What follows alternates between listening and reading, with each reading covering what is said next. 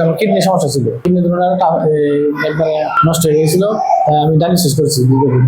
Dialysis করার পরে আমার মা বলতেছে যে অতদিন ডায়ালিসিস করে কিভাবে চলবে, কাজ করে আমি একটা কিডনি দান করি, তো কিডনি দিয়া তার ভবিষ্যৎ করতে পারি। আপনার কি দুইটা কিডনি নষ্ট হয়ে গেছিল? জি, দুটো কিডনি নষ্ট হয়ে গেছে।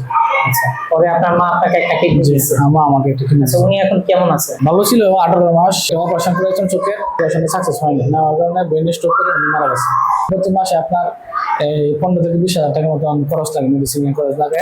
শায়েখ হিশাম ফাউন্ডেশন একটি সামাজিক ও সেবামূলক প্রতিষ্ঠান যা অসহায়, অসুস্থ এবং আর্থিকভাবে সংকটাপন্ন মানুষের পাশে দাঁড়িয়ে কাজ করে আসছে। এই ধারাবাহিকতায় সহায়তা পেলেন মোহাম্মদ আবু সুফিয়ান। আমি মোহাম্মদ আবু সুফিয়ান, আমি একটা ওষুধের ব্যবসা করি। আর এই 1 লক্ষ টাকা পাই আমি আপনার দোকানে মাল উঠাবো। আমি এই শান ফাউন্ডেশনের জন্য দোয়া করি, আর যেন ডেভেলপ হোক, আরো যাতে আরো 10 এবং সহযোগিতা করার সমর্থ হোক।